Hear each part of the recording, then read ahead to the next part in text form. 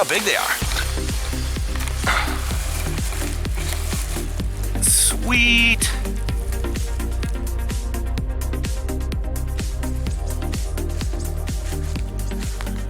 Well, hello YouTube. I hope you guys are having an awesome day today.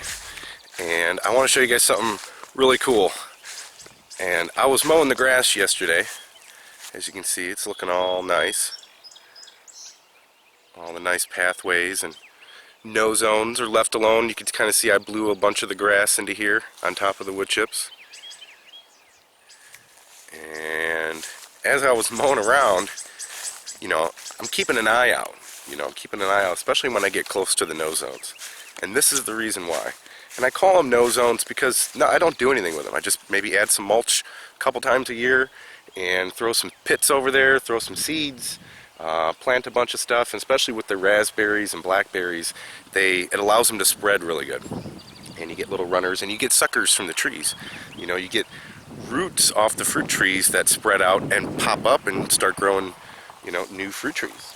And this is one of the wild plums you saw in one of my last videos about showing Edward Tyndall my wild plums that I got. And I'm loving these guys even more now. And this is why. They didn't fruit for me. None of my fruit trees. I'm walking around my yard and we had a frost about a week ago, just over a week and a half ago. So that was the final straw. Any little flower buds or anything that came out. You know, I've got a couple cherry trees that have a little bit of fruit on them, but the berry bushes are going to be the best this year. Gooseberries, raspberries, blackberries, some of the blueberries. I got a couple grapes and stuff like that. But as for peaches and plums, pears, apples, all that good stuff, the bigger fruit trees, even the autumn olive, I don't know, they got hit pretty bad, and I actually have tree damage. I actually got damage on some of the young little growth that got turned black but it's growing back. They're growing back. But side note, no fruit on none of my trees this year, but they're still producing for me. Check this out. You see these little guys? I almost ran them over with the mower. Look at this. Now, wild plums are known for spreading, and check this little guy out. Look at this one.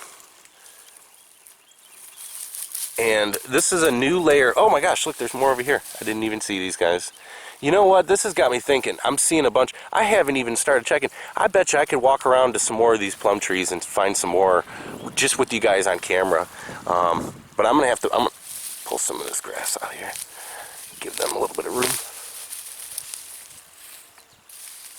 Throw that to the side. I'll come in here and do a better job, but I want to give them some light, you know.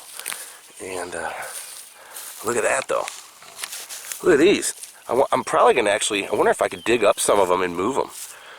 But I like how they're coming down this way towards me. And look how big they are. Sweet. This is what it's all about. See, now when I go places and I look at old fruit trees or along fences, you know, no zones, places where nobody goes, and usually it gets overlooked or it doesn't get mowed.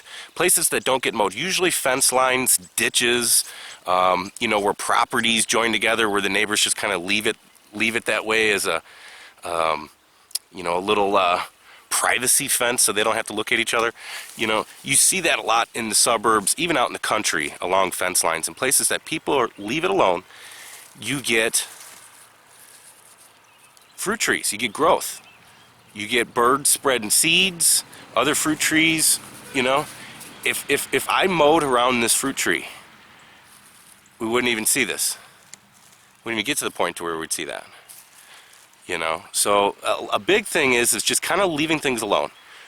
That's my philosophy. That's what I've known does the best, because hell, I'll spend a bunch of time working at something, you know, plant a bunch of things, plant a bunch of cherry trees, and then they all die. And then that same year, I find a bunch of wild cherries, a different species, growing along my fence I never knew about. Same thing with the mulberries. Happened with the mulberries. Planted a bunch of mulberries. Damn groundhogs came in and ate them all. Chopped them right down to the ground because, you know, groundhogs like it nice and grassy. They just instinctively cut down trees. If it's not grass and they can't eat it, they still chop it and just leave it there. But yeah, check this out. You know, even the mulberries. That same year, I found a couple wild mulberries growing along my fence. So I could plant a bunch of trees, and none of them are going to do as good as something like this that's growing on the property, growing off of runners. I just don't know how much root they have. If they're sharing a root with this tree, if I might damage the main tree. So there's just a lot of things that I've been thinking about. I mean, this is just yesterday. I got so excited yesterday. Let's go find some more. Let's see if we can find some more of these plums and make my day even better. Right? I'm so stoked, guys. I'm so happy. I knew it. Let me see. Yep. Look at this. There's even more right here. Look at these little guys. Get some of this grass out of the way a little bit.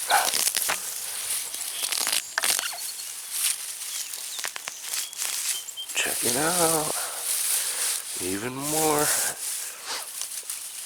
Oh, well, that was stupid. I just pulled some grass out and it was actually another tree. I'll leave it. See, that's what happens. Look, yeah, look. Oh, wait. Is that another one?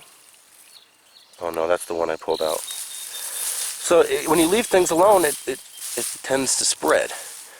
And I like this. I'm going to have to start... See, my no zones are expanding. My fruit trees are starting to spread a little bit. And that's cool. It hasn't even produced fruit for me yet, but already it's given me baby plum trees.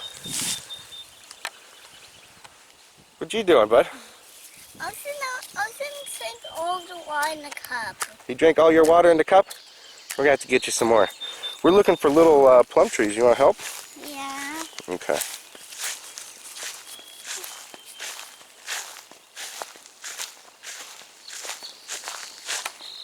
Here's one of my Israeli apples. This is an Einsheimer apple. And it's supposed to be really good in the south. And it's done pretty good for me. It's probably about 10, 12 feet tall.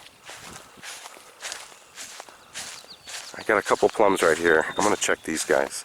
I'm hoping. Fingers crossed. Come on, bud.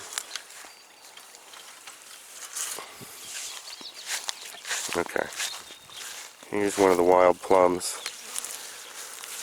Oh, got some wine berries in there. Yeah, that was one that I planted. We got to look for little baby ones. Got a bunch of strawberries running everywhere. Look at this little strawberry runner. These are all strawberries in here. I see. I don't see any fruit on them yet, buddy, but I see the plants. They were flowering really good just the other day. You know what? I'm probably going to have to put a load of, a bunch of wine berries, a bunch of chickweed, and cleavers. Now, I haven't mowed in here because there was a bunch of bird nests in here. Yeah, that's a cherry, but there's another wild plum over there. There was a bird nest in here. I showed in one of my other videos, but something must have got it. I came through here the other day, and the fence was turned over, and something got in there, and the nest was just sitting over here with no eggs in it. So, a possum or raccoon or something. Okay, here's a plum. Let's see if any are spreading down here. That one? Yeah. Maybe we'll have a better chance with this one. What do you think? Huh. Don't know yet with these guys. I'm either going to have to wait for them to get a little bit taller this year, but the weeds are probably going to overgrow it. I probably won't know if there's anything growing in here until I mulch these guys, and I'm probably going to put some wood chips in here in the fall. But yeah, here's another big old wild plum. And a peach, a big peach right here. Look at that one right there. Yeah, there's an autumn olive and a Santa Rosa plum. And that one. Yeah, that's the Santa Rosa plum. So, thanks for coming along, guys. I didn't find any, I mean, you guys know I keep it pretty thick in here with the fruit trees and stuff like that. You know, some people could call it competition. hold on 1 second, buddy. Some people call it competition. I just call it a good ground cover. Better than, exposed soil. And if you've got enough wood chips to do your whole property, great. But I'm only able to do, around the trees once or twice a year, and along the little no zones here and there and stuff like that. So it'd be nice to get in here and mulch everything really heavy, but at the same time, you wouldn't see a lot of stuff. You wouldn't see a lot of the things that just kind of pop up randomly. All the wildflowers that are in here, and I'm just glad that I've got some wild plums over here. That's awesome. Thumbs up for wild plums, guys. Thumbs up. He wants to know you. So, thanks for watching. You guys have an awesome day.